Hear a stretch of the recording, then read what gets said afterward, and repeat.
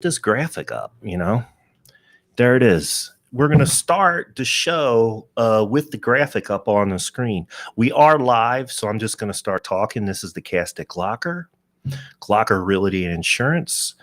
We are on every Wednesday at 6 o'clock on Facebook and YouTube.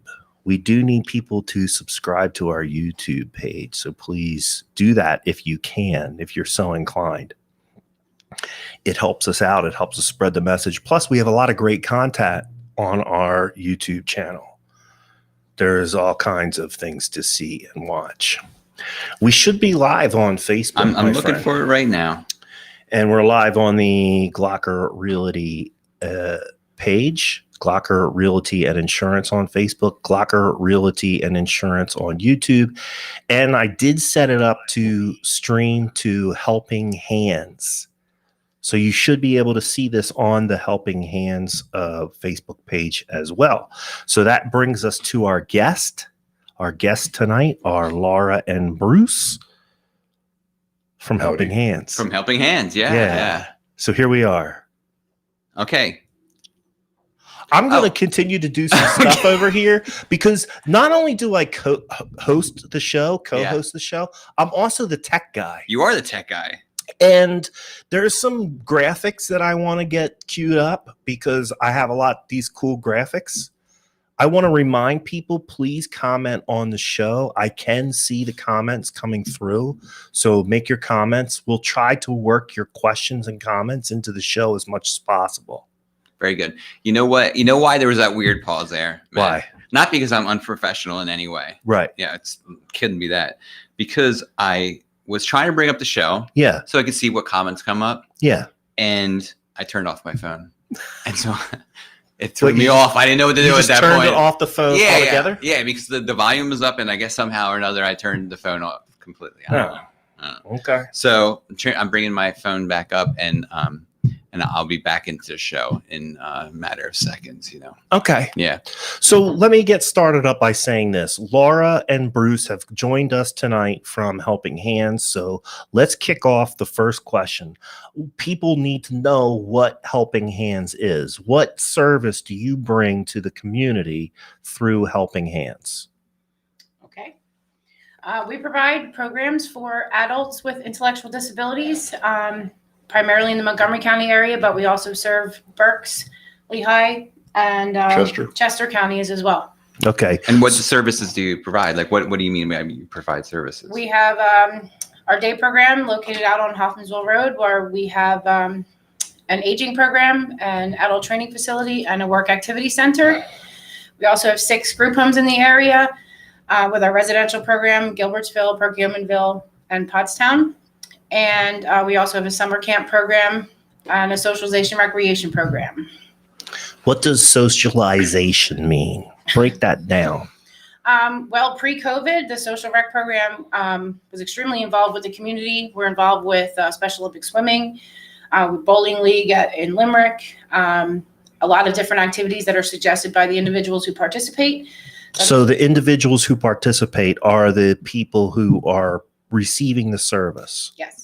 So you sit down through the course of bringing this person into your organization. You have some meetings with that person and you talk to them about what their likes, dislikes are, things of that nature. Am I getting a handle on this? A little bit. I mean, a lot of times it's word of mouth, being that we're so small, bringing new individuals in. Most of the individuals who have been with us for years and years and years. New folks come to us and generally we have a phone conversation and then we send out an application that would just have general paperwork. I usually recommend that they would come to different activities first to kind of get a handle on if it's something they'd be interested in doing, get to know the staff a little bit, and then proceed from there. Unfortunately, we're closed with that. So then you kind of take a poll. Like if there's 25 people, let's say, that want to go swimming on Saturdays, then you help set that up for them. I'm trying to get to the heart of, you got to relax. I know. I'm not, this isn't 60 minutes. I'm not Ed Bradley. I'm not here to do She just wait for you to break out that hardcore, a hardcore investigative.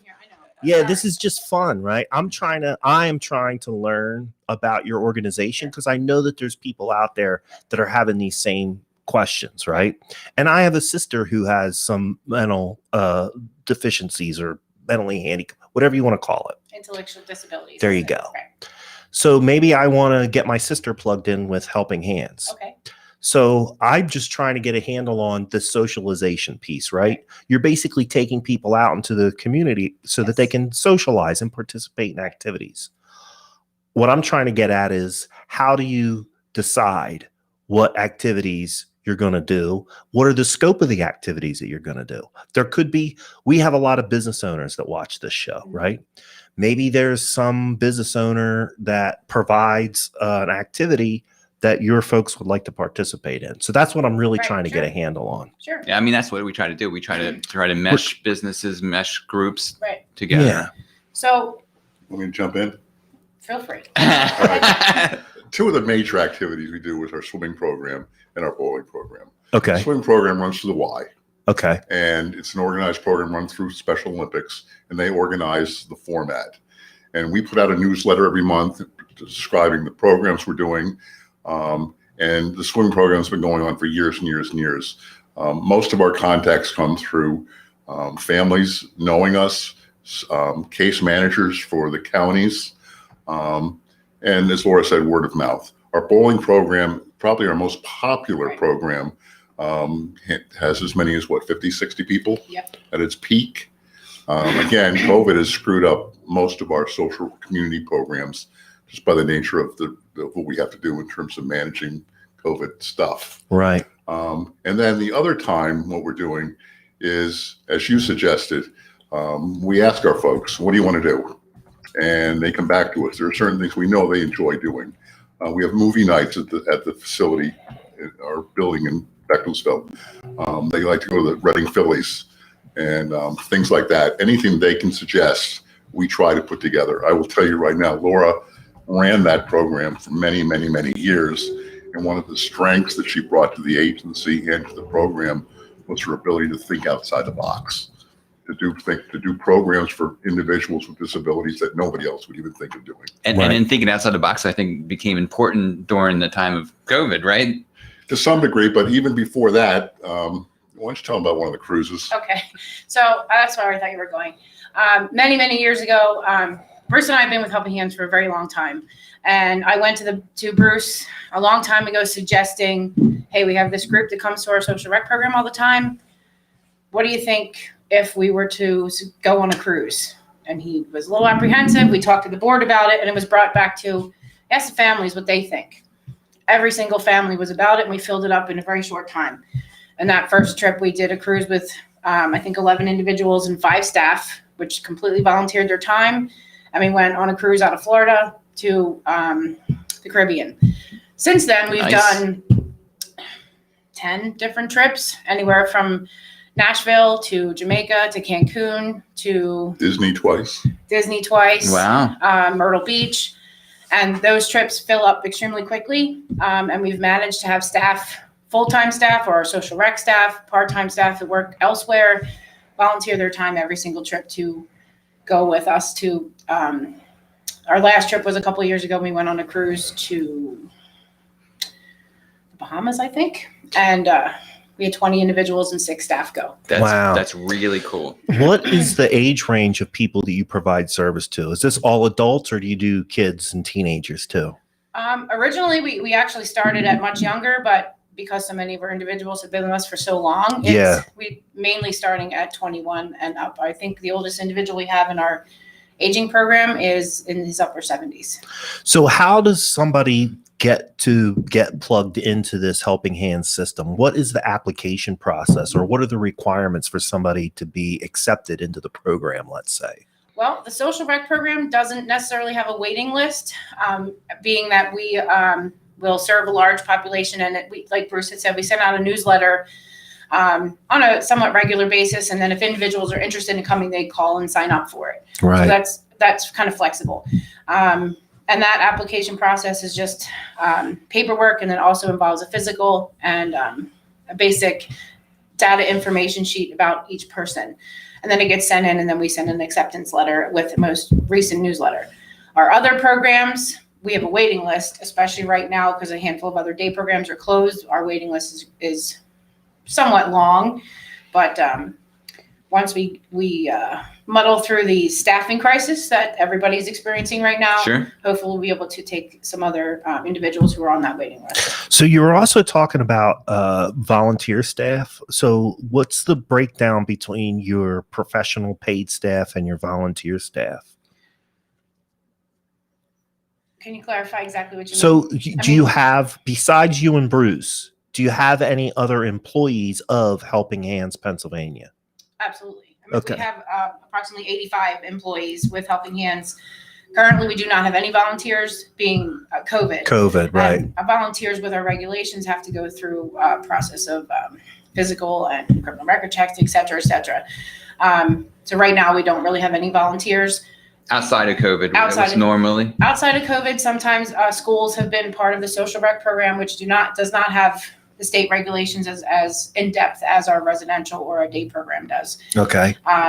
And the staff who do go on those big vacations are already employees of ours, but they I gotcha. volunteer their time. So tell us about your residential program. What does that look like? Okay, hear you. I'll jump in. Go for it. Okay. We have 6 residential group homes. Like I said, they're Gilbertsville, Perkiomenville, and Pottstown. We have 15 individuals throughout those 6 houses, and the individuals run from folks who are fairly independent to those who have some medical concerns, some behavioral concerns. And that's kind of the question I wanted to ask you. Does their capability come into play, whether they can be part of the group or not? I mean, is there a certain level, like, Not necessarily. I mean, each individual comes. They have an individual service plan, which is a very detailed document that gives a lot of background information and also their daily needs, whether it be physical needs, medical needs, behavioral needs, anything that might be needed on a daily basis. And then our staffing patterns are somewhat based on that. Okay. I mean, one of our responsibilities as a provider agency is to figure out how to work with folks and look at their strengths and weaknesses and try to build programs that weigh into those 2 areas. One additional thing I'll say about our group homes is that they're very much set up as a home setting. If you visit any of our group homes, you probably wouldn't necessarily know that it was a home for special needs folks. You can usually tell when you drive around, less so now because lots of people have ramps on their houses. Right. But back in the day, ramp was really the only way you knew that there's a house with folks with special needs. Right. Right. And again, our residential program is designed to create as normal a home environment, and I'll even say a family environment for the folks that we serve. And as Laura said, they run their skill level of our folks runs the gamut from folks with multiple disabilities to folks that if you pass them on the street, you wouldn't even know they had a disability. Right. Okay. So it's a range. It's a pretty Yeah. wide range of services that you provide. Now, are these, as far as how do people pay for this, right? Is this something that they are getting through their disability, Social Security, things of that nature? Families are paying for it, some combination. How does this get paid for? Through the residential program, it is through their disability. Okay. Mhm. Now, do you have residents or clients that work? Yes, a handful of our individuals actually go to the Helping Hand State program. There's our work activity center, and they do piecework for Power Sports, which is a local company that they do ball bearings for motorcycles. Okay. And the individuals actually earn paychecks every other week, just like we do. And so they consider that work. We do have a little bit of community involvement. We have somebody who's on track to get a job in the community. And we have a lot of our programs that are doing volunteer work in the community. Okay. Meals on Wheels, multi-service, things like that. Okay. Now, do you help them? Because obviously, if somebody's on Social Security and they're getting benefits through SSI, then they're kind of limited on how much money they can make at a job. Do you help the clients? Do you help your people manage that kind of thing? Our fiscal department is extremely good at monitoring and making sure that we, a lot of the individuals have to stay under a certain amount of money, and Right. manages that fairly well. Okay. And then when they need to go on vacation, then you say, hey, look, we're going on vacation because you can't work anymore. Or, or you've exceeded the amount of time you can work this week or whatever the case may be. We do have, Helping Hands does have a special needs trust through Arlington that some of our individuals, if they do go over their money in their bank accounts, can actually put some money into that. And if a big trip were to come up, they can take money out of that. Right. So they're using the money that they earn to go and do the socialization or the trips or whatever else that they're doing. And many of our folks have families in the area. Right. So that they're also getting support through their families as well. Gotcha. So really you're really trying to help the entire person, like all aspects of their life, not just going out and going bowling or going swimming. You're really trying to give that person an inclusive treatment, right? Lifestyle, lifestyle that works for them, works for the community. Right. Many of the families that we've worked with for many years have said to me, my brother is doing more things than I would ever do in my entire life. They've gone on more vacations. They've done more things. Yeah, I was thinking about that when you're talking about the vacations. I'm like, they're going everywhere. Yeah. Yeah. So you are getting some shout out from Brianna Seafelt. Not only is Helping Hands an amazing for the residents and community, but it's also an amazing place to work. Brianna is one of our newest employees. So thank you, Brianna. And, she's just started with our residential program as a program specialist. So she's given us some very positive feedback in the last couple of months. So it's good. Awesome. That's a good segue into this. Please keep your comments coming. Even if you just want to say, hi, I'm here watching. The comments do help us. And I'll show you and I'll tell you how they help us. Tell us how, man. Facebook is looking for popular content to show people. The more people that like this show, the more people that comment on the show, the more people that share the show, it makes it a popular show. And why does that benefit our guests? Well, the more people that see the show, the better they are in able spreading their message, right? Yes. It helps them spread their message through the community because Facebook will want to show this popular show to even more people, and we can spread the good word about Helping Hands. And it is a good word, too. Yeah. That's why we invented the cast at Glocker. Yes. Right? Invented sounds like a very... Invented. I don't know. It was the first word that popped into my head. But I'm sticking with invented. Nonetheless, please share, subscribe, do what you got to do. Don't forget that we're also on YouTube at Glocker Realty and Insurance. We're talking with Bruce and Laura from Helping Hands. Now, Bruce has managed to stay off the air a lot, but I want to get into Bruce. So Bruce, before the show, we were talking to you. And you have a pretty long, extensive history with Helping Hands, right? How long have you been with the organization? Helping Hands, 32 years. And what is your role at the... I'm the executive director. And just so you know, I hired her as almost hired her as a 16-year-old. So she's literally grown up with the agency. And you're telling everybody in the whole world how old I am. Yeah. So that's... Well, you're what? You're 20-something now? Exactly. Yeah. Thank you, Jeff. Yeah, I came to Helping Hands about 32 years ago. Okay. And when I came, the agency was primarily had 3 programs. It had its social rec program, camp program, and its sheltered workshop program. Over the 30 years, we've grown and expanded to include the group homes we currently run. Our social rec program expanded into more things like cruises and weekly activities. Our camp program, for many years, rented properties in the Jersey Shore. Mm-hmm. We moved around, primarily in Ocean City, but we moved around as time went on. We finally, several years ago, purchased a house outside of Cape May, which is our platform for doing our camp program down there. And that has grown into an 11-week program, taking about 10 folks down every week. So we've grown from an agency that was maybe $250,000 to an agency that's close to $4 million today in terms of its operation. So we're still small, And we're still proud of being small because one of the things that Laura and I have talked about over the years, as well as the agency philosophy, is being able to be small enough to be flexible, Right. to provide services that our folks want, our families want, Right. our staff want, and to be able to make decisions quickly and act upon them. You're giving a voice to people that don't often get a chance to have a voice in our society, right? Like these are a lot of people that over the course of history have been marginalized. True. And it seems to me that you're giving them a platform in order to participate more fully in our society, right? We're giving them a platform, but we're also just simply showing that they enjoy the same things that you and I do. Right. They like Absolutely. doing the same things that you and I do. Right. Vacations, things, anything like that you and I take for granted sometimes. That they're like everybody else. Right.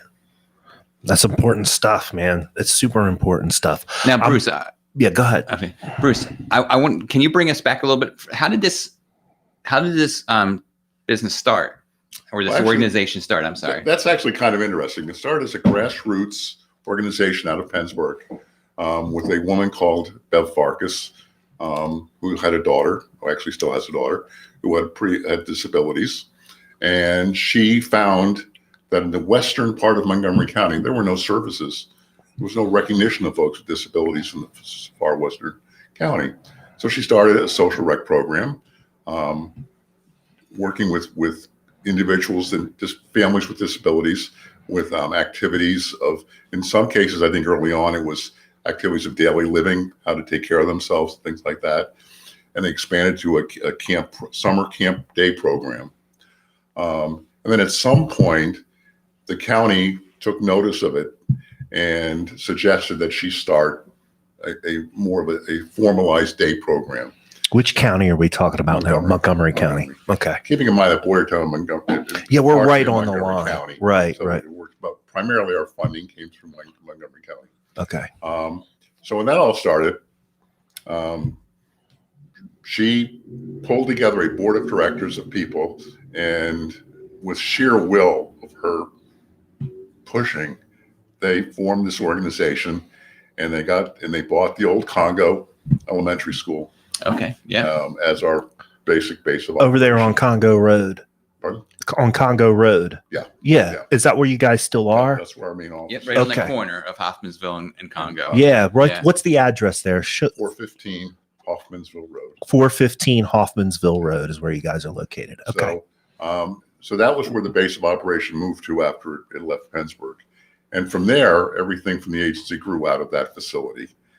We expanded the facility with some grants. And we used to have major contract with Knoll Corporation in Pennsburg. Mm-hmm. Some of that dried up over the years, but now we have a good contract with Power Sports. I will tell you, the philosophy of day program services has evolved as well. In the early years, it was all based in the building, either life skill training, our workshop, our senior program. Now the focus is on getting folks out, finding them jobs, finding them social activities, finding them community-based activities. So most of our clients right now are going out every day and doing things, a variety of things, not necessarily work, but a variety of things. Right. So that's how it got started, and it simply grew from this woman's seeing a need that the community needed for disabilities. Which is where I think a lot of things grow from. You know, you find a need and you say, let's fill that gap. You know? Well, sure. I think that's the cornerstone of entrepreneurship, right? Yeah. Whether you're going to start a nonprofit or a for-profit business, it's identifying that need within the community and then finding a way to serve the need. Yeah. Right? So is she still involved in any way? Not with us, but she's still involved with her daughter. I'll add an aside story because it relates to us. Our first group home was called McCovey Creek, and she actually started that nonprofit group home herself as well. Okay. For her daughter. And then over a period of time, it became a little bit too much to manage. So the county requested if we would be interested in, and the families requested, would we be interested in operating it? So that was our first group home. So in many ways, Bev Farkas is certainly the major building block that got the agency going. And what year was that? Just out of curiosity. Back in 1976, I think, somewhere in that neighborhood. Yeah. It's a long time ago. So listen, I don't want to interrupt because we're getting a lot of good information, but I also want to let you know that we're getting a lot of shout outs. So you've got a very engaged audience. And I just want to go through some of the comments here that I'm reading and some of the people. I think you'll recognize the names. Elizabeth Polinka is saying, come join us. We're a lot of fun. Gladys Johnson has made several comments. She's saying, hello, Helping Hands. I just want to say that Helping Hands is a place where you can grow and appreciate life. She loves the stuff. She loves the clients. Shauna Smith has been with Helping Hands for 9 years. She loves her guys. They are like my family. Christy Height is Helping Hands is another family to me. I love my job. That's awesome. Yeah. That's some great shout outs. And Shauna all work in our day program. And Gladys used to work in our day program. Okay. So listen, I got these graphics going. Pat from our office, the assistant to the assistant. Assistant to the assistant is saying, I love the positive comments of employees who are watching. You can tell they enjoy their work. I mean, that says so much to me. It does. You know? It means a lot. It would make me feel comfortable sending my sister up there to get involved. Absolutely. Right? Yeah. So I just want to go through some of these other graphics and some of these other captions that we set up. I'm just going to put up their Facebook page. Some people, I'm sure, are watching on the Helping Hands Facebook page. If you are not watching on the Facebook page, I've put the link to the Facebook page down below. You can copy that down, put it into your browser, like them, shoot over to their page and see what they have going on. Cool. So will Bruce and I be able to watch this on our page tomorrow? Correct. Okay. It'll be there. All right. We are at about the halfway mark of the show. It's about 6:27. Okay. You guys don't go anywhere. Well, I still have a question. Do you? I do. Okay. I do, No, 'cause I just want to prepare people Yes. for the transition. But you do what you need to do, man. All right. I had another question for you, Laura, but I'm going to ask you this one because we talked about this before the show. There's a local celebrity in the area. Oh, yeah. All right. Yeah, Okay. Steve Burns. I'm sorry. I didn't want to cut this Which out. some people know him as Steve from Blue's Clues. Yes. The original Steve from Blue's The Clues. original Steve. Yep. Blues Clues. And there's a connection between Helping Hands and Steve, right? I mean, he's helping Helping Hands. Yes. Is that correct? Yes. Many years ago, Steve worked for Helping Hands for the social rec program and the summer camp program. And has maintained friendships with myself and his family for many years. Steve has been a significant support to us over the years, from the fruition of Blue's Clues to currently. Last year, he did the online cameo videos as a fundraiser for Helping Hands and made a donation to Helping Hands afterwards, and he is going to be doing it again for us. It's a cameos, which I was not aware of what they were before he called me last year to ask me. It's a celebrity website where individuals pay for a personalized video by a celebrity. Like the celebrity can say happy birthday to Jimmy. Yep. Yeah. Okay. My friends got one. A couple of my friends all chipped in and got Gilbert Godfrey to do a cameo for another buddy's birthday, and it's funny. We just talked about Gilbert Godfrey the other show. For some reason, he's coming up. Maybe we should funny. try to get him on the show. Oh my God, Jen, get on it.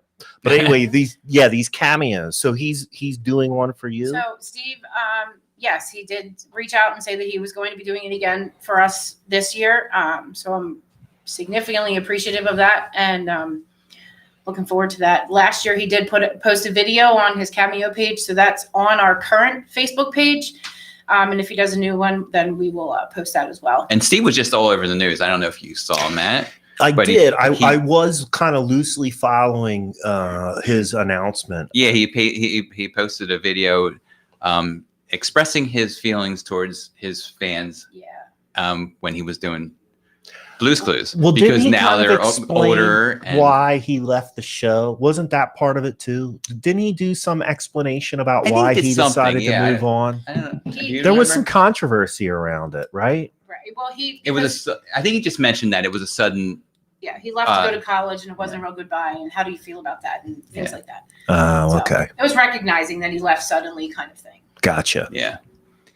He's been amazing support to us, so we're very grateful. Yeah, he's a good guy. I mean, you know him. I know him. Yeah, definitely. and- School too. Yeah, he's And he's a great guy. Boyertown He's- local, right? Graduated from Boyertown. Yeah. Yeah. And his heart's still here. It seems like. Yes. Yeah. Well, clearly he's helping these guys. He's doing these guys a solid, right? Mhm. And so one more thing before we get moving on with the show. So where are the different locations now? So you have group homes, right? Right. Okay.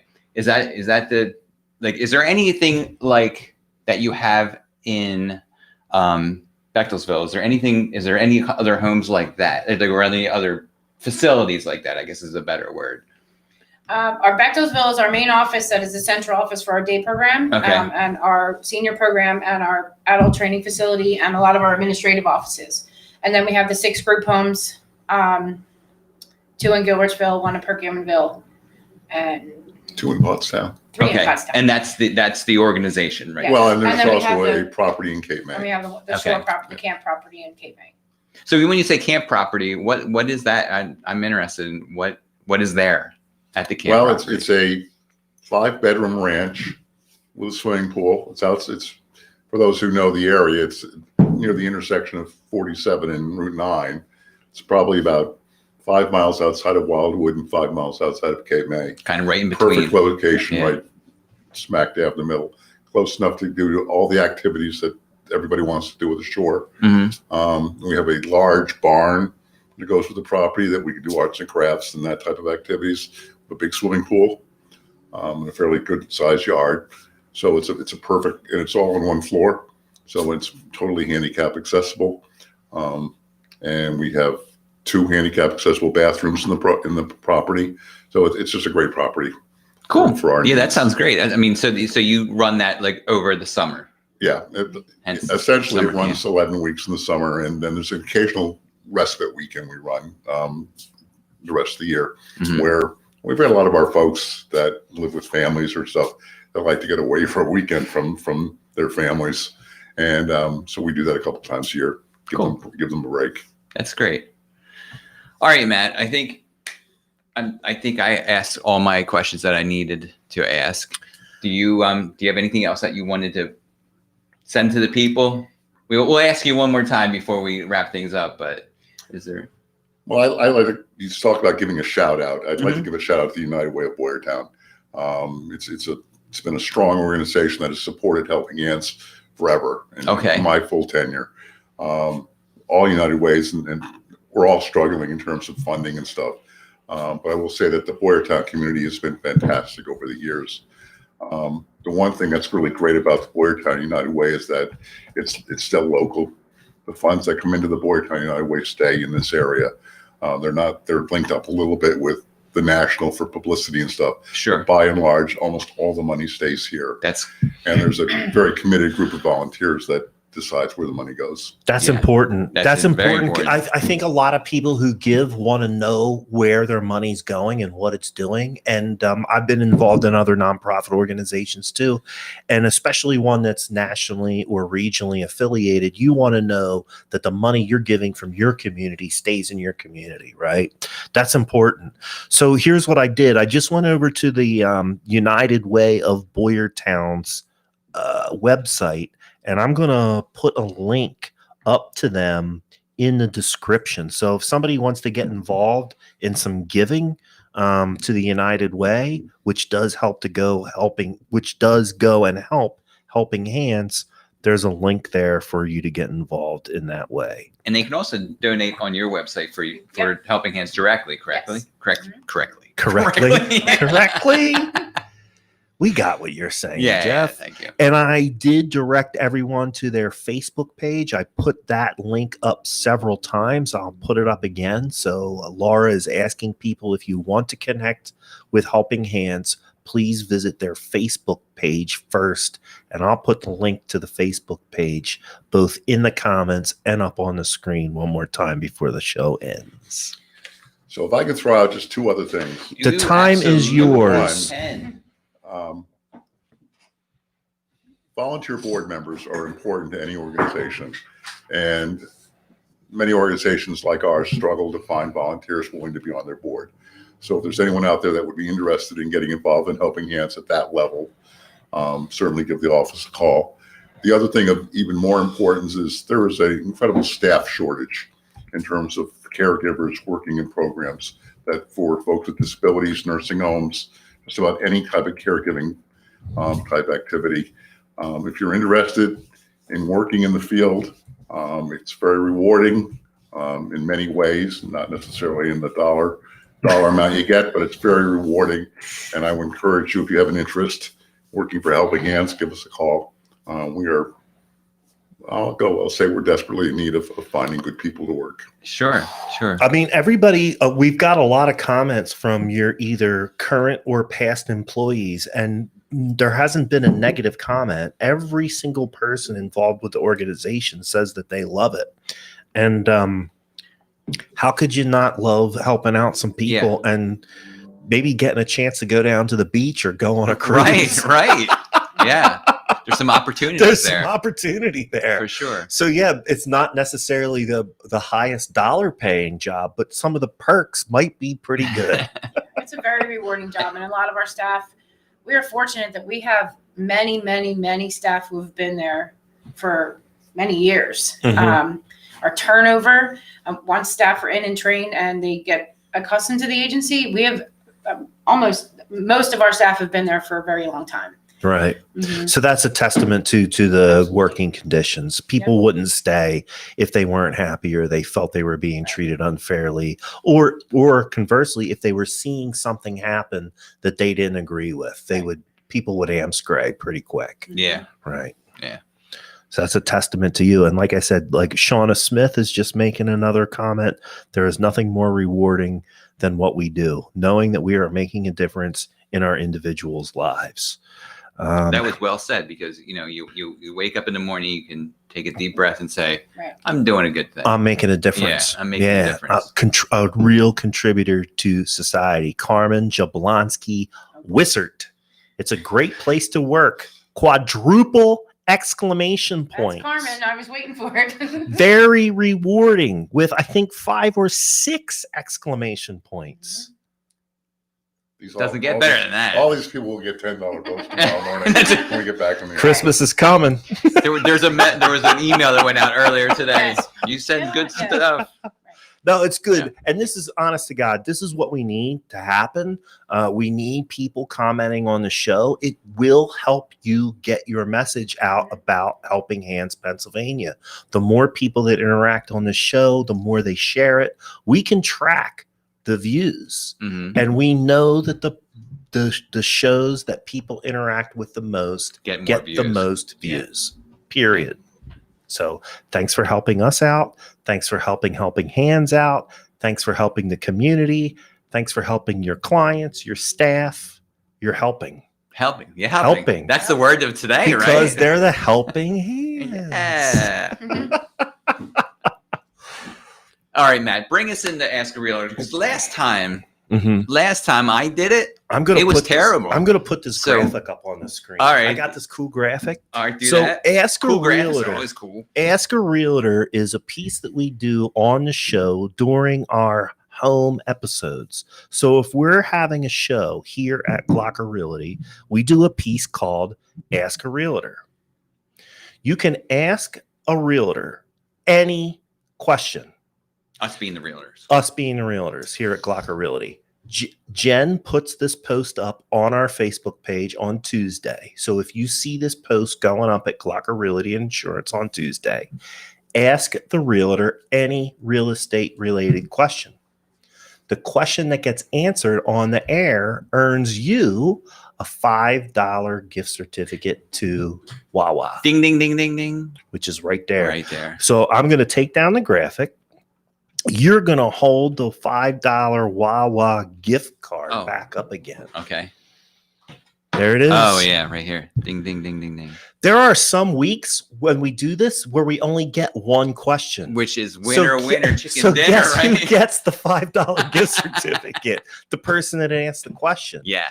There's no dumb questions. No. Any question can win you $5. Yeah. We answer all of them. We do answer all of the questions. Actually, our broker answers the question. I answered one. Did you answer one yeah, time? because somebody asked, I shared it over to my page. Okay. And somebody asked one on my page. So if they land on my page, I answer them on my page. So you get an answer no matter what. From a real Realtor. professional. Yeah. A full-time real estate agent. Okay. Not your cousin who sold a house Or- 3 years ago. I love the drunk uncle because the drunk The uncle drunk uncle. always has The something drunk to say, uncle and knows. will tell you how you're supposed to do it. Correct. Yeah. I hear about So- the drunk uncle. I do need another beer, I don't have any more. but I'm not an uncle. I just had your day, didn't I? Yeah. I'm out of That's here. all right, dude. Yeah. Somebody's phone's buzzing on the table. That is mine. Is that yours? All right. Yeah. I could hear that on the mics. So anyway, go ahead. So this week's question. This week's question. Lay it on us, Jeff. Came from, I think I'll get this right, Lauren LeCount McCloskey. That's correct. Yeah, I got it. Okay, she asks, what is one home improvement project you would recommend that would not be a total remodel to increase your listing price? Right. You want me to answer or you want to answer? Well, I answered it already on my. Well, let me answer then, right? Yeah, you And then answer. tell me what fill in the gaps. we if you- might if we have might different agree. Answers. Yeah.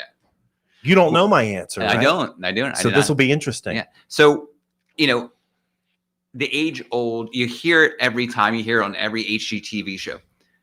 Kitchens and baths home improvements make the most money in the end in resale. Kitchens and baths, yes, but they're big projects. They're Even huge. a bath is a big project. If you're going to remodel a bath, it's a big project. If you're going to remodel a kitchen, it could be. We're running about $8,000 for a half bath Mhm. and about 12 to 16 for a full. Yeah, that's no Yeah. chump change right there. No. Yeah. And then, kitchens can go, man, they can go up to 40, $35,000, 50, $40,000 easy. Yeah. So, but that, if you want the biggest bang for the buck, that's it. Okay. I think, but what I would recommend, I think the number one thing to do, if you're trying to just increase your listing price, your value for your home, is to shine that baby up. Right now, people are not as picky as they were before, like say 2 They years can't ago. be. They're not. So I think it's just making the whole house look the best it possibly can. And I'm talking cleaning. I'm talking decluttering, staging. All those things, you put those together, doesn't cost you very much. Right. And you're gonna impress somebody because the first impression is everything. Right. I mean, we walk people through homes all the time. First impression is everything. It's key. Yep. So I think that would be my best thing. I would just say, unless you want to put a lot of money into it, if you don't, just clean it up, make it shine, and make it the best it can possibly look. So I agree with you, Mm-hmm. especially on the latter part, because that is the exact answer that I gave. Curb appeal. Because most of the time, that curb appeal stuff that you're going to do on a house is stuff that people are already doing, right? Bruce is doing it at his house. Laura's doing it at her house. They're doing it on the group homes, right? Mhm. They're making sure that the grass is mowed, the flower beds are mulched, they're power washing them, mold off the siding, or whatever the case may be. All of that stuff is normal maintenance that you're going to be doing on your house. But if you do it before you're getting ready to list, it's going to make your house shine. Replace that blown out light bulb on the entryway door. Yeah. All Simple the things like that. Simple things. Yep. They have, in my opinion, the highest return on investment, because you're not really spending a whole lot of money to do that stuff. Mhm. And if that can add $5,000, $10,000, $15,000 onto your list price or the offer price that you're going to get, it was worth it for a trip to one of the big box stores or your local garden center. Right. Right. Yeah, The and curb appeal. And you mentioned like the light out on the doorstep. Yeah. nobody's gonna say, oh, I'm not gonna buy the house because of that, but it's the whole presentation. It's the whole feeling. It's all about feeling. And that's what I tell all my clients. Yeah. When you walk into the home, it's all about feeling. If you feel comfortable, if you feel everything's inviting, and everything's in order, you're going to be more apt to want to purchase. That's right. Yeah. I think too is that getting an outside opinion on some of those curb appeal products or projects is a good idea too, because you've developed a blind spot, right? That patch of mold or mildew that's growing on the corner of your house on the siding, you stopped seeing that about 3 months ago.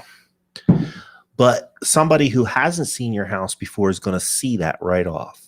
So talk to your real estate agent about, have them come through and do a arm's length or a neutral view of your house and take their feedback. Yeah. And if your real estate agent is telling you, yeah, fix that light bulb, power wash that mold, put some plants out in your garden, do that stuff, it's gonna pay dividends. I agree with you 100%. Those kitchens and baths, if you don't have that in your budget, Right.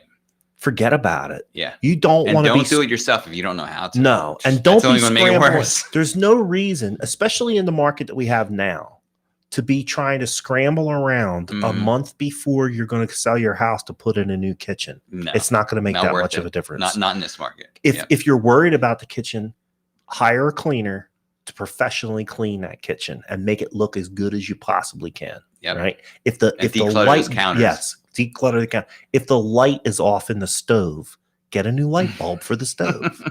Simple stuff. Simple stuff. Yeah. Yeah. Other than that, the only thing that I would add to that is if you have a roof leak, get it patched. Roofs.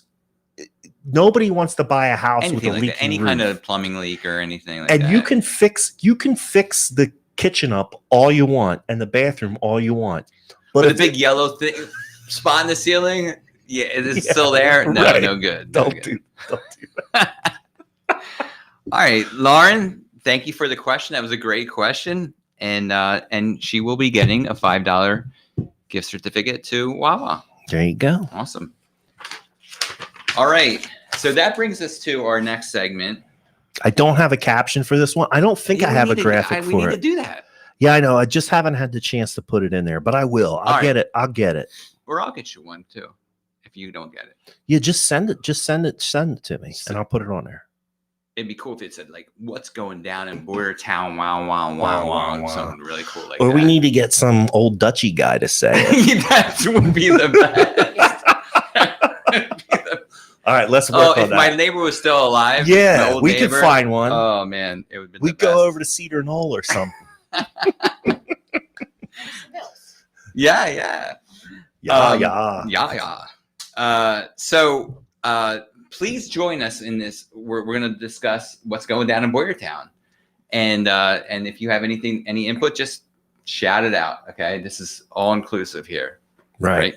Yeah, if you guys are doing something or you know something's going on, please, this is group participation. Or you have any thoughts about what I'm saying?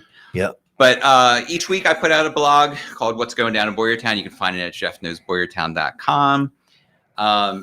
In that blog is all the events that are happening in and around Boyertown. I don't stick just to Boyertown. It's the whole area where people from Boyertown would want to go, or people from outside Boyertown would want to come in to Boyertown and see what's going on. Because there is actually a lot of stuff going on all the time. You asked me earlier why we started this show, and one of the reasons was because of this blog. And the blog started because I wanted to. It was a time when the shutdown just opened up. Businesses were back up running and stuff like that. And I wanted to let everybody know there was stuff going on. If you wanted to go out and if you wanted to do stuff, there was stuff out your there opportunity. To do. Yeah. So there's no reason to be bored. No, there's definitely no reason. None. There's so much going on now. I mean, from when I started it a little over a year ago to now, I mean, there's just tons of stuff going on. The first couple of times we did it, you could cover all the activities on your blog on the show. Pretty much. Now you're at the point where you just have Yeah. you're just picking a couple that you think are the best. Because I can't cover them all. So, Right. but I also have a blog where I talk about whatever I want to talk about. Sometimes it has to do with things that are happening in the town. Sometimes it just happens to it's like news events. Just a lot of times it's just my thoughts. And this week, I've read your blog, dude. I think Yeah. you do a pretty good job. Yeah. Like, and your school teacher wife must be helping you edit that, right? she I'm reviews. She busting does you. review each one, But it's because- well written. Yeah. It's easy to read, and it's interesting. Yeah. You always have some little nugget of something interesting you can learn. Thank you, Matt. Yeah, Because I think it's what good. you did is what you said is exactly what I wanted it to be. I wanted it to be interesting, and I wanted it to be easy to read. I don't want it to be this. I don't want Right. this You're not whole trying to huge write thing. a dissertation. No, You're absolutely just trying not. to introduce people to the area, Yeah. things that are going on. And I think you do a good job of it. That's all I'm saying. So since we have Thanksgiving coming up, Mm-hmm. This is your theme. let me ask you this. Pumpkin spice. All right, ready? Here we're going to play a game here, Matt. Ready? All right. All right. So Santa is to Christmas as blank is to Thanksgiving.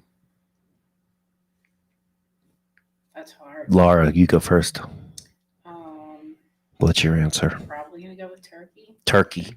What's your answer, Bruce? Turkey would do. Turkey is it. I was Yes. going to go with pilgrims. Let's talk turkey. I know. I just thought of that right now. It's like, Yeah. oh, it could be pilgrims, but It's turkey. it's turkey. All right. Because turkey's that's what Yeah, that's everybody's what going most for. everybody. Even right? if it's tofu turkey for the vegetarians. Yeah, so Right. I have a turkey recipe that I'm doing this Thanksgiving, which is Mhm. not traditional, but so I'll share that. But you get into your breakdown, All right. and then I'll talk about what I'm doing. So let's talk about the turkey. Let's figure out. Like my question is let's learn more about the turkey. All right. So let's start off with the easy one. I think everybody already probably knows from school or whatever. Benjamin Franklin preferred the turkey over the bald eagle. You know, bald eagle is our country's bird, right? Right, the mascot. Yep. And Benjamin Franklin preferred a turkey over the bald eagle. Did you all know that? Everybody know that? Sure. Yeah. Yeah, Benjamin Franklin during the Continental Congress and when they were convening to write the Articles of Confederation Yeah. before the Constitution, proposed the turkey as the national symbol. Yeah. Now like from what I'm reading here, he didn't advocate. He didn't say, we really need a turkey. We really need a turkey. It was just more of the fact that he felt it was a better representation of our country. He thought the bald eagle was a bird of bad moral characters because they steal from other birds. Okay. You know. Okay. And he said the turkey was a much more respectable bird, and it also was a true original native of America. So that's what he was like. He just thought it was a better. He was giving his choice. opinion. Yeah. Well, you got to remember, he printed newspapers. That's how Benjamin Franklin made his money. So he was used to writing articles and writing political satire, political commentary. So this probably went along with his day-to-day operation of printing newspapers. He printed the Pennsylvania Gazette, Yeah. which was one of the major newspapers in the colonies during the Revolutionary period. Yeah. That's interesting. You always got those good facts. I Matt. studied American history just for like a couple of days. You learned a lot in those couple of days. I did. Yeah, It all sunk in. Did you know that only male turkeys gobble? That I did know. Oh, you did that.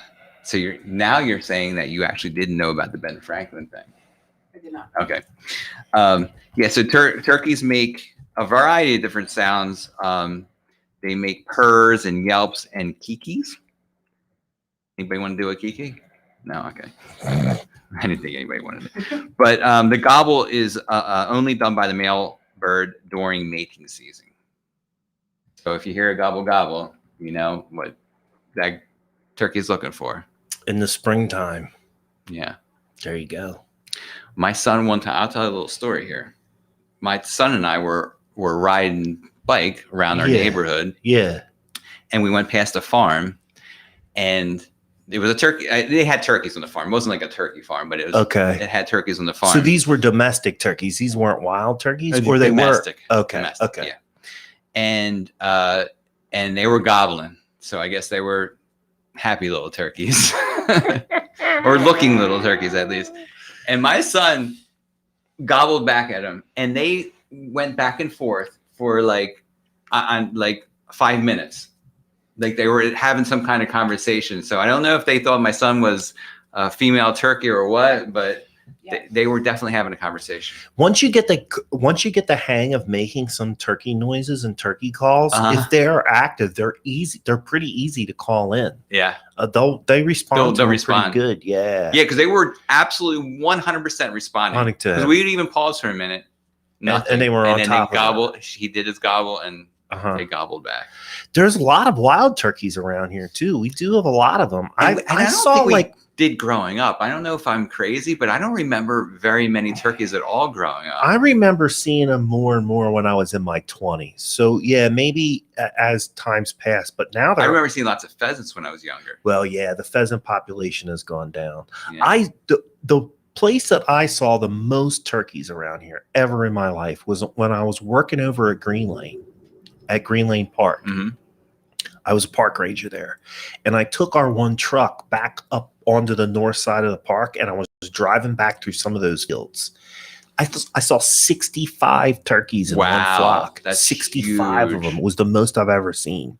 And then a couple of, maybe 2 years ago, my son and I were going down Farmington Avenue, and 17 turkeys crossed the road in front of us. Yeah. My parents have, and they're near the park, and they have two separate groups of like 10 to 15 walk through all the time, like almost daily. The turkey can range up to 5 miles. An adult male turkey's range is 5 miles.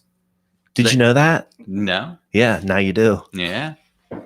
I hunt these things. I'm into hunting. What do you mean their range? What do you mean by their range? Like their territory that they travel around in. Their range. They will range up to 5 miles. One adult male turkey can go up to 5 miles. You hunt them. So you better know all these answers, Matt. Right? Because I'm going to have some questions for you. Right. I'll try my best. But we have guests here that might know something too. I don't want to hog all the airtime. Yeah, right. So a lot of people think turkeys can't fly, right? Like there's a whole movie about turkeys not flying. Movie. They fly. Wild turkeys can fly. Yes, they can. They actually, I was surprised to see how much they can fly.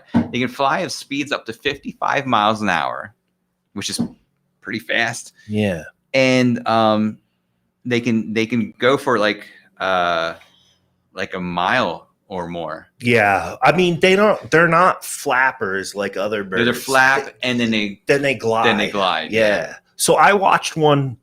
If you've ever been over to Green Lane Park, the main entrance off a hill road, you know how it's a hill going down to the reservoir.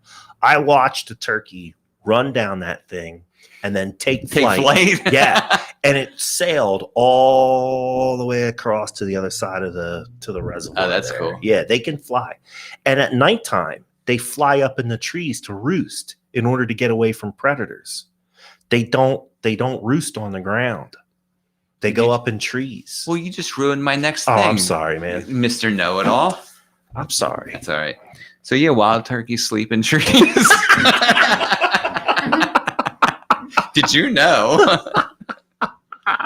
Yeah, exactly for that reason, because of predators. Because of predators. So they sleep up in trees. They're safer up there, and they can't see so well at night. Yeah, not during the night. During the day, daytime, they primarily on the ground. They have really good vision during daytime. Yeah. Look, you're watching. You're like, I don't want to say too much. I got to be careful because I don't want to give anything away. All right. Well, here's what I thought was an interesting fact. You know what a turkey snoot is? Do you know what the snoot is? No. It's the thing that hangs out. Yeah. So the snood is there. SNOOD?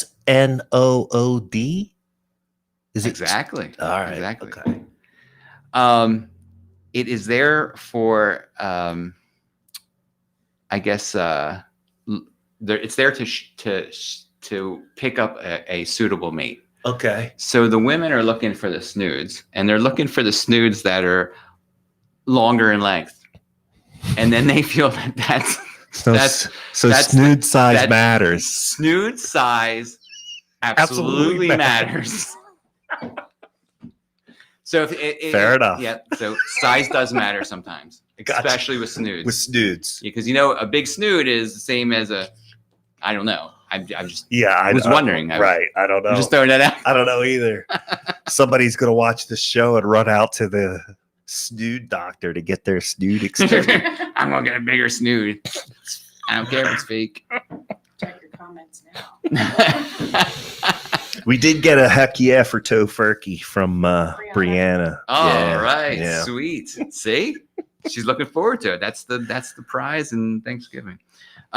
Okay. And there's only one thing that can outdo a large snood, and that is There's only one thing in this world. Well, there's only one whatever thing I have here. Okay.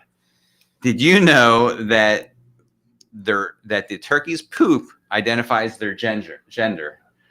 I Like, did not know this, there's but two this different- could be helpful. This could be helpful. Yeah. The two different genders, Mhm. male and female, Right. of course. Their droppings are different, Okay. and so you can tell, like, if that's the one dropping for Yeah. the female. So is, what's the difference? so okay, here we go. The male's poop is shaped like a J, Okay. and the female's is more spiral shaped. Okay. That's interesting. Yeah. I did not know that, but I'm going to add that to my memory. Yeah. You know how I find them in the woods sometimes is they scratch. Okay. And when because they're looking Scratch for, what? they scratching scratch the the ground because they're looking for insects and they're omnivores. They'll eat anything. Right. They eat snakes. Oh yeah, they'll eat meat and They everything. eat little baby birds out of ground nesting birds. They eat seeds. They eat anything they can get their hands on or their beaks on. They scratch. When they're scratching, they scratch in a V pattern. So the top of the V is where they started, and then they scratch backwards out. So if you look at that V pattern, you can tell which way the turkey was facing or which way it might travel from that V. So it's like this. Yeah. Like it's doing this. Yes.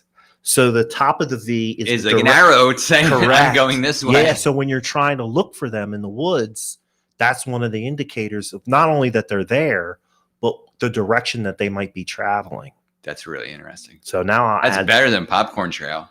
because the other part of it too is in the spring, you can only hunt the male turkeys. In the fall, it's turkey season. So it's either Okay. or. But in the spring, it's spring gobbler. Mhm. So by knowing how to look for their droppings and which dropping is which sex could help you track them better in the woods. I'm going to add that. I did not know that. And with the gobble thing, that's why it's called a gobbler, because the male gobbles and then the female's a hen. Because They don't. Yeah, they don't. They just cluck and purr. Yep. Yeah. And Kiki. And Kiki. And Kiki. Don't forget the Kiki. I can make a Kiki call vodka. with my turkey caller, but I can't do it with my mouth. Some guys are really good Can at you that. Do you know that every year they have a competition? yes, it's Yeah, an I've seen international that before. competition. People come from Mexico and Canada and all over the place, and they have this competition to see who can do the best turkey calls. You every want to try year. one It's- here? No, I don't. Okay. I would embarrass myself. Okay. Yeah. But I don't No, mind if you these- embarrass yourself. These guys are unbelievable, and it's not just turkeys. They do other bird calls Yeah. too. But one of the main events is this turkey calling. My family just watched a movie. It was from I think 2011, I think. Mhm. But it had a lot of big people in it, like Steve Martin and stuff like that. But it was called The Big Year. Okay. You ever hear of it? Anybody ever hear? I have not. It's about people who try to see as many birds as they can in 1 year, and it's all done on the honor system. Like, Oh yeah. So I've participated in this. I do now know what you're what do you talking mean about. participated? You So- went for a big year? Yeah, well, in January, Yeah. it's either in January or February is when you report your sightings. Yeah. And Okay. I think it's by the end of the year. So December, January. I 31st. remember it being cold. Mhm. They call it the Big Bird Watch. Yeah. And you report your so my son Patrick was all into this, Uh-huh. and for his environmental science club, he participated. So I opened up an account on the website, and now I'm like, my son and I are official. Yeah, this is. Oh man, you got to share this. We movie. haven't done it for a couple of years, but yeah, we participated. You in have it. to show this movie to your son then. Okay. Because it's really a really great movie. It's not like it's not a barrel of laughs or anything, but it's so interesting and like humorous at the same time. You're not going to be rolling over though, but it's like it's funny. I'd probably enjoy it. Yeah. It's all about birds of prey, and Yeah. I can tell you where bald eagles nest all around, but I won't. But it's like a real thing that people, I mean, they Yeah. dedicate their year, I don't say their life, but their year Yeah, bird to watchers. try to see how many birds they can, and you know, they find up to like 700 birds. Wow. Yeah. We did But it- all over the world. They Yeah. spend their money. They don't have a job half the time, you know? We did it. I think the time period, the reporting period that we participated in was 7 days or 10 days. Oh, okay. It was like And- a mini. It was like a, Yeah, it was like big a mini week. one. Yeah, Yeah. right. And we saw the one year we reported something like 50 or 55 different species of birds just in that. You know, we went out for a walk every day yeah. to do it, and we were serious about it. But Yeah. it's not that difficult to start racking up some numbers if you're really paying attention to what's, you know, in your backyard. Yeah. And that's where we started. We just started in our backyard, and then we would walk down to Memorial Park in Pottstown Mhm. because you have water birds coming in there, and you know, field birds and all that stuff. So we just did it in our backyard in Memorial Park. And I want to say 55, 60 different species of birds. Yeah. Yeah. Yeah. That's pretty cool. Yeah. It's cool. I mean, the movie is like, and I mean, the big year is just it only takes you can only look in America. Like you can go Hawaii, but any place in America. Right on. But so I thought it's a good movie. I recommend it. We're coming down to the end of the show. Actually, we're going a little bit over, but the conversation is good, and we still have people logged into the show. So I think, Jeff, you should start telling people, besides going and do some bird watching, what else they Did can we get do. off track? Is that what you're saying? No, it's cool. It's a good conversation. All I'm right. just letting you know where we're at on time. Well, I that's want all. to start off by saying that Glocker here is doing their second annual food drive. Yeah, we better talk about this. We'll It get in was- trouble. It was so big. We don't want to get in trouble with Jen. She lays it down. So this Friday, the 19th, November 19th, starts our food drive. You can drop off any non-perishables here, and that goes to the Salvation Army. And we run it from now, the 19th until December 3rd. And you can stop here. We're open every day between 9 and 5 every day. So we would appreciate your donations. And we're going to be giving away a bunch of baskets, different choices of baskets where, so you drop off something, you can sign up. You come back another day, you drop off something, you can sign up again for these to win these baskets. So lots of fun. You're doing the right thing, and stop by and say hi to us. Yeah, Right. there was some people in today that were dropping off some stuff. Oh, they're already dropping off They're stuff. already dropping stuff Good. off, so it's getting ready to happen. Awesome. So participate, please. Also this Friday, myself and Glocker Realty, we are offering free popcorn to everybody at The state, the State Theater. nice. Yep. It's opening night of Ghostbusters Afterlife, which is like I saw the The trailers sequel. for that. It looks good, right? It does. It looks pretty it interesting. looks like on the same level of like not scary, but scary and funny yeah, as the yeah. original movie. I never found. I mean, I was older when those came out, so I didn't think Ghostbusters was very scary. No, it's But not. if you're it's a not, young it's kid, not. it could be. I guess. I've been showing it to my kids. I mean, they've been watching it since they were kids. Right, right, right. Kids. So yeah, it's not super scary. That's why I quoted. That's why I did a quotation. I got you. Scary. All right, all right. But it seems like it's at same level. Like I think it's going to be good. Okay. So anyway, so go and see the movie this Friday at the State Theater and get a free small popcorn on us. Nice. Yeah, right? Can't go wrong with that. What's better than free? I mean, I don't think there's anything better. Also, let me see who the Pepper and Stick Candy Store Mm-hmm. is doing their gingerbread house make and take. So you make your gingerbread house and you take it home with you and you have it for the whole season. On November 20th, which is a Saturday, from at 12 and at 2 at the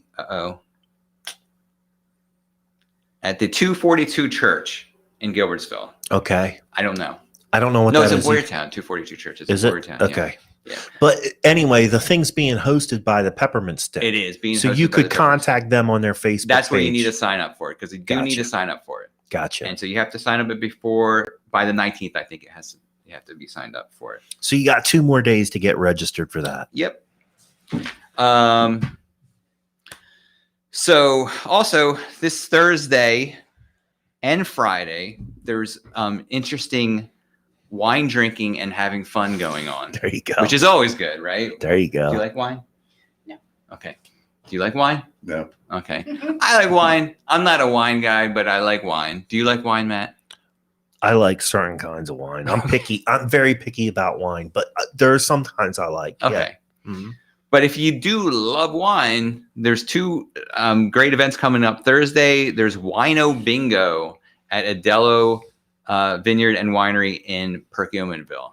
There you go. We've been there. It's a great winery. Their wines are great. You've been there? I've been there. Okay. My family and I. Weren't they going to come on the show at one point? There was No. some winery that we were trying to get to and never came together. I think they were a good one for the show, because I think they're doing so much all the time. Right. So we'll have to talk about getting them on. Absolutely.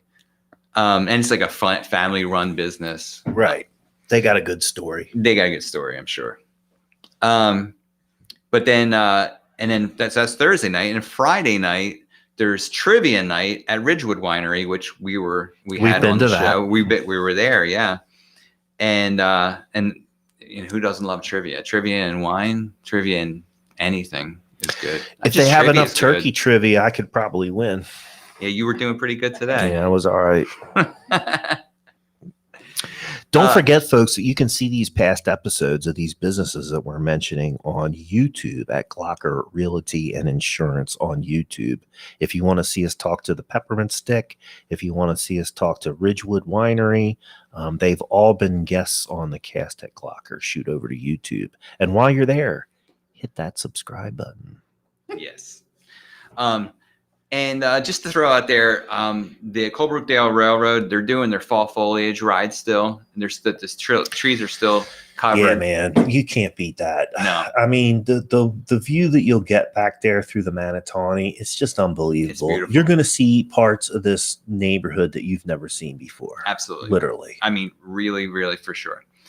And they're also doing the rail bikes.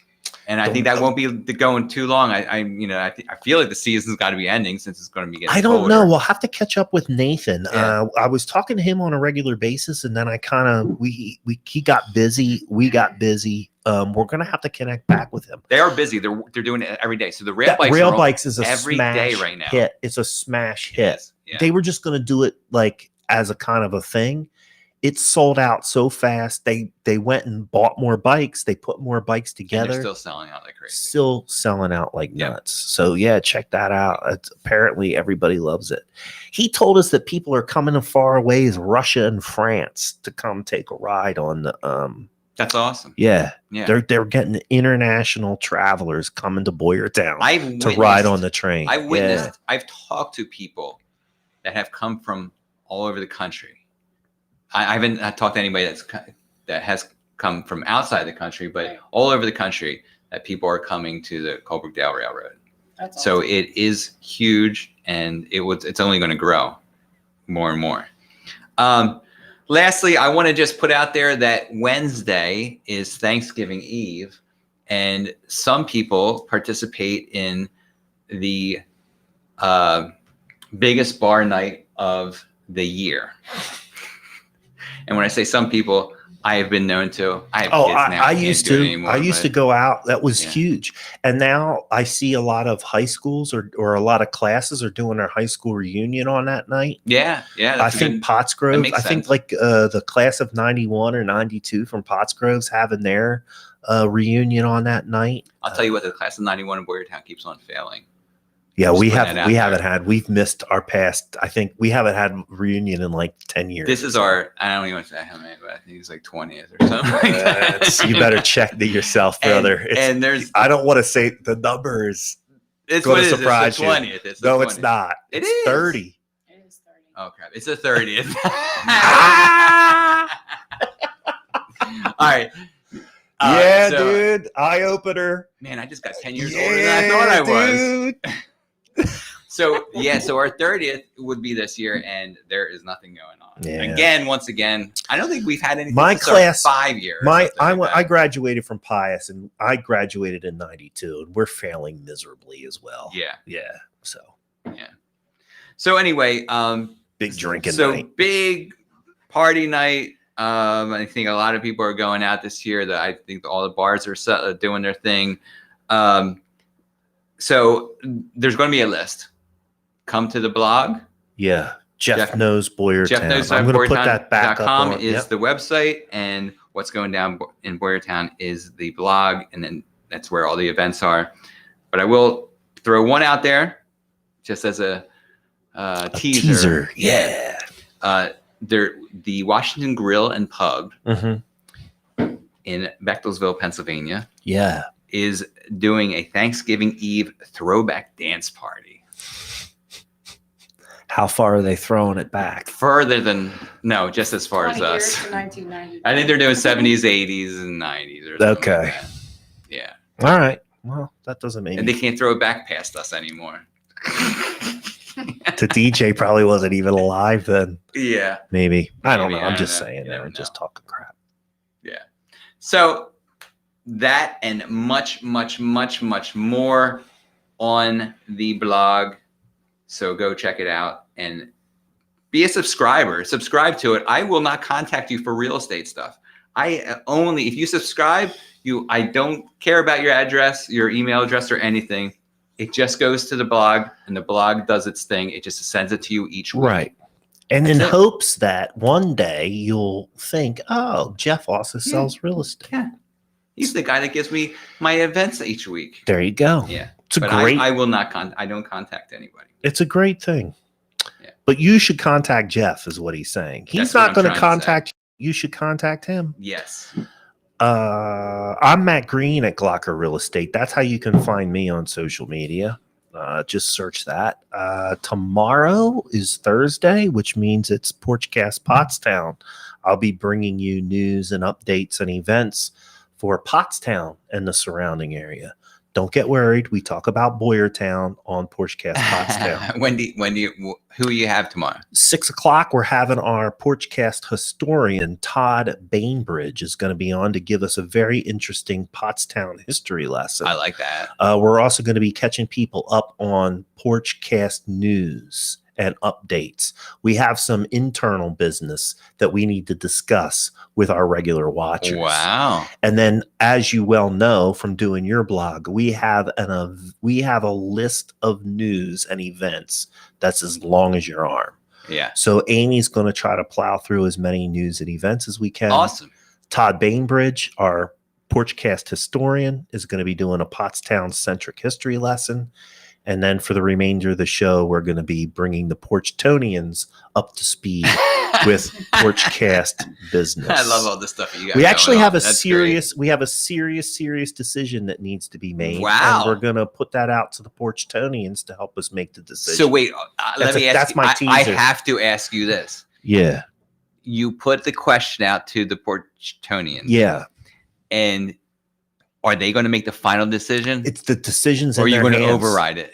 No, I'm not. We're not going to. Whatever their decision is. Whatever their the group decision is, whatever we get the most votes for, because we're a democracy on Yeah. Porchcast. That's what we're going to do. Love it. All Yeah. right. So that's my I'm teaser. Join in at 6:00. You'll find be out there. what's going down. For sure. Put your 2 cents in. Okay. Our guests today have been Bruce and Laura from Helping Hands. They supply residential help, social help, socialization, work support, all kinds of things for people with mental disabilities in the southeastern Pennsylvania, right? Yeah, pretty much. Mostly Montgomery County and Berks County. There you go. for the most part.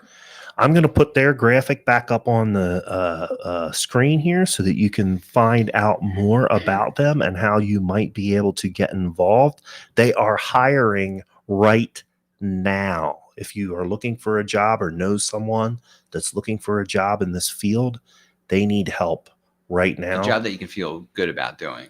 We've had multiple of their employees comment on the screen tonight. We did not get a single negative comment. Everybody, in fact, loves their job. And what I feel like is that a lot of people are, you know, the great resignation that they're calling it right now. Yeah.